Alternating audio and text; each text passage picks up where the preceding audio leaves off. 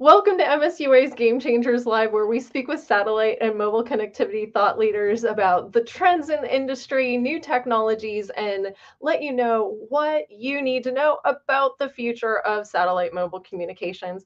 I am your host, Lisa Dreyer, and I'm really excited to introduce our guest for today, Vishal Patil. He is a consultant at Euroconsult. Welcome to the show. Thank you so much, Lisa. Thank you so much for having me on the show.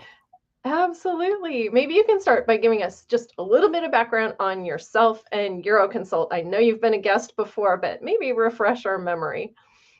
Yeah, definitely. There is a change. Definitely, there is a change. So, hello everyone. Vishal Patil from Euroconsult. I'm a senior consultant at Euroconsult, working mainly on satellite communication markets related to the mobility segment. I'm also an editor of Euroconsult's market intelligence reports on maritime satellite communication market as well as in-flight entertainment and connectivity markets.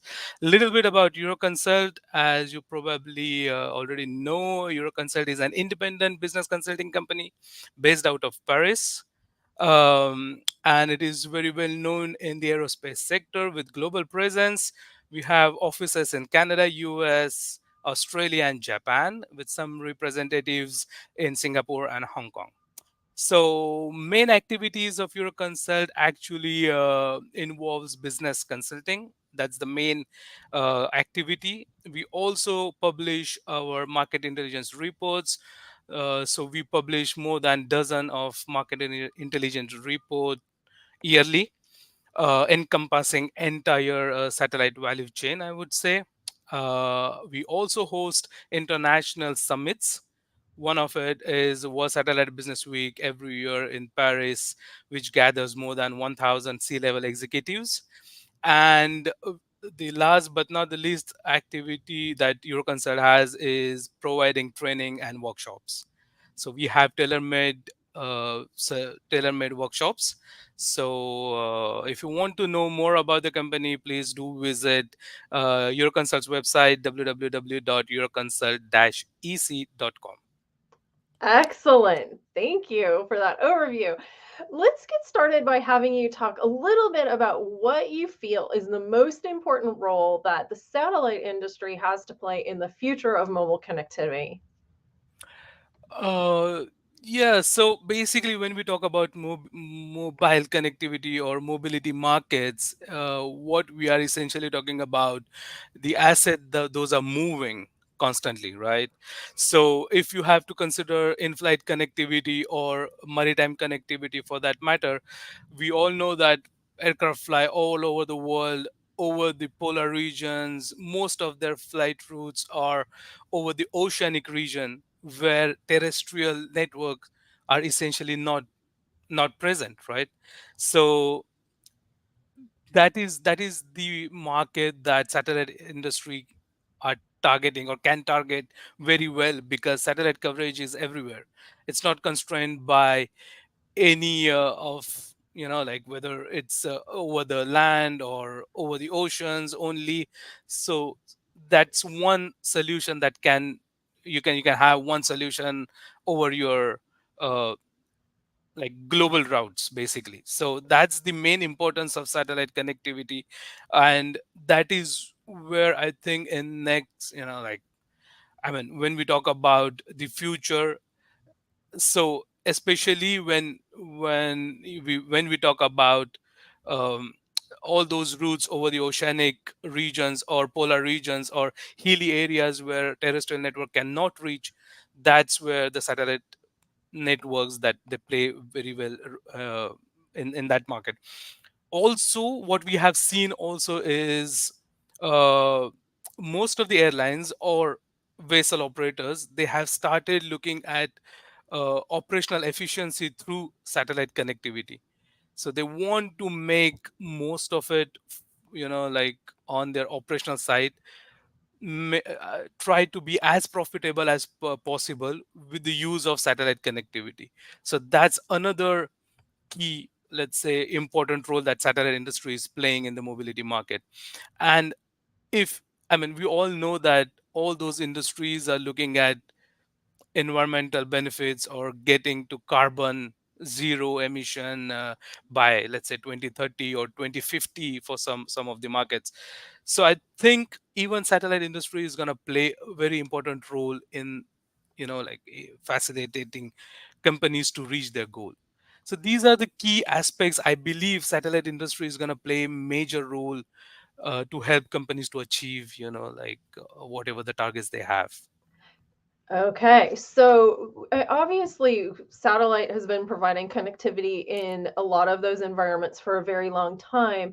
And you've kind of alluded to some of the changes that might be coming down the pike. What do you see as some of the most significant changes that we'll see in those markets over the next 3 to 5 years? Wow, I think this is, like, since last one, let's say, couple of years, the market is has been so dynamic. There are so many changes those are happening in the market, especially when we talk about, like, NGSOs, entry of NGSOs into this mobility market, right? That is something which is quite, I would say, not new, because obviously ACS, O3B were providing services to maritime industry, let's say. So it's not kind of new, but then entry of Starlink and then entry of OneWeb in, let's say, in few months from now, it what we believe is gonna make a lot of changes. So when we talk about like NGSO, especially next 3 to 5 years are gonna be really crucial for them, because they have to prove their mantle. So they are quite new in the market. Even end users, they are trying to figure out what benefits that they're going to bring. So far what we have seen through our research is, for example, maritime market, where Starlink is already, like, capturing a good amount of market. Like, if you see cruise ships, they are already equipping a lot of cruise ships, and they're providing services. So what we have seen there is, so NGSO is taking kind of a leader role there. So most of the bandwidth hungry traffic is transferred to NGSO because they are providing a lot of capacity. And then Geo is essentially used as, I would say, not as a backup, but a companion solution where, like, really crucial information or Geo is used as a separate channel. Yeah. So the traffic is being divided. So this is quite interesting to see. More vessel operators, or, I mean, I would say aero is not, or aviation is not an exception for that, because what we have seen with Alaska Airlines signing contract with Intelsat to have their 2KU with OneWeb solution, Hmm. I would believe it's kind of similar trend, because definitely when you have two solution on the same asset, you are in the control of, like, managing the capacity. So I believe that is the main trend that we have seen happening, and this is what will happen in next 3 to 5 years, where end users now in the position of kind of, like, choosing what they want to do with the available capacity. Hmm. And I think, related to that, what is going to happen also in next 3 to 5 years is, because this capacity, I mean, availability of NGSO capacity is going to bring down, I would say, overall cost of ownership of VSAT. So what we are expecting is to see increase in VSAT penetration also in next 3 to 5 years, when it will be kind of a mix, when people want to check, like, experience this NGSO capacity, as well as they want to be sure that, okay, I mean, we are holding on to Geo, and then also, trying to figure out how to deal with these two type of capacities. So I think that is what we are going to see. Another thing that is, I would say, positive thing that is going to happen because of this is, there will be no blackouts, or there will be no location on the map where you will not have any connectivity, because as we know in GSO they are also covering polar regions. They are, like, multiple satellites are looking at one particular position. So for sure you will have constant communication or constant link wherever you go, basically. So I think that is going to be very exciting in the next 3 to 5 years, I would say. Yeah, it sounds like competition is, having more competition in the market's going to play a role. Yeah, for sure. I mean, competition is going to be intense, I would say, in next 3 to 5 years. And honestly, even geo operators are not kind of like ignoring this fact of competition. Obviously, we have seen some major consolidations happening or major merger and acquisition happening in last couple of years, and definitely there will be many more, I guess, Yeah. in the coming years, just because of this fierce competition. But I mean, as I was mentioning, geo operators, they are very well aware of this competition, and one of the examples is already have started launching satellites which are software defined, which are, like, flexible payload, because they also understand that, okay, I mean, they want to, if they want to be in the race, they have to have the new technology, the advanced technology, where they can bring down the capacity cost, basically. So it's Hmm. all about, that competition and how to survive in this competition. Yes. Wow. Exciting. So we know that Euroconsult undertakes research every year on the mobile markets, and I know you're leading up the maritime as well as aviation studies. Are there any additional things that you haven't already mentioned about those markets that you have seen in the research so far? I know the reports haven't come out yet, so is there anything you can give us a little tidbit of preview on the research?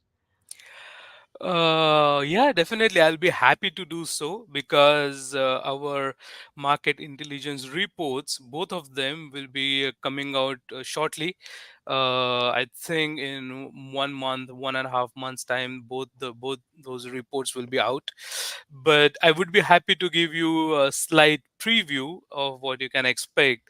And in terms of trends, I would say what we have seen through our research is, first of all, the main and really important trend is in both these markets, and I just discussed a little bit about it, is both these markets are leaning towards having hybrid approach.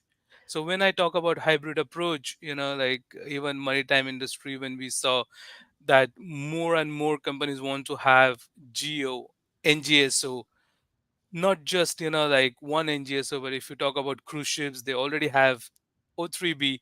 They want to have Starlink.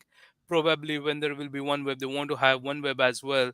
It's not just that, but there is MSS already as a backup or used for critical communication. But also they want to have 4G, 5G network on Mm-hmm. board whenever possible. They can use that. So if you see in all, so maritime is following this trend, so hybrid network. With Alaska Airline, as I mentioned, we see that this similar trend is being followed in aviation as well. So I think hybrid network, when there is geo ngso or ngso terrestrial, or geo ngso terrestrial, everything is possible on one asset. That's one trend. Second trend that we have seen, which is quite related to this, is there is a eminent requirement for seamless network management, because if you're going to have these multiple solutions on board, then you need to have this seamless network management. Hmm. I think there is also one trend, that is the development of this hybrid antenna, because for maritime, it's okay to have like multiple antennas because there is a place. But when you especially talk about aero, Yeah. the real estate is really important. So I think development of this hybrid antenna is going to play major role in this. So, but we have seen a lot of companies behind it, And then I think another important trend that we have seen is on the pricing side, Hmm. where capacity pricing will drop for sure because of this fear competition, and obviously for other reasons, as the cost of, let's say, launching satellites or cost of technology is getting low. So definitely there will be drop in capacity pricing, and which will have impact on ARPU. So average revenue per unit or per aircraft will decrease, but I think the service providers will figure out newer ways to deal with that drop in ARPU, because otherwise it will be difficult for them. So I think that are the main trends that we are seeing in the market, especially for the ARPU, because for maritime that we have seen, the vessel operators want to have multiple solution until they figure out what is best for them. There will Hmm. be a slight, I would say, increase in ARPU, but then eventually I believe they will also struggle to maintain the same level of ARPU. Right, right, right. So you kind of started to go down this path of the integrating of satellite and cellular networks. So tell me a little bit about what you're seeing there. And I know there's been a ton of talk about direct to device as well. So what are you seeing in that area in terms of mobile communications? Yeah, I think it is something really hot these days, especially when you see so many big names involved in such kind of technologies. So, I mean, I think it all started with, especially direct to device. When we talk about direct to device, it all started with when Apple announced their collaboration with Global Star for their iPhone 14. Mhm. But soon after, definitely everybody wants to join the bandwagon, so everybody started talking about it. And like, I'm sure in next 1 to 3 years we'll see more and more services launched Yeah. in this market. But I think there are kind of some limitations when we talk about this market, because I mean, main constraint is battery capacity or battery size, right? Mhm, Because this mhm. satellite communication requires high battery, I would say, power.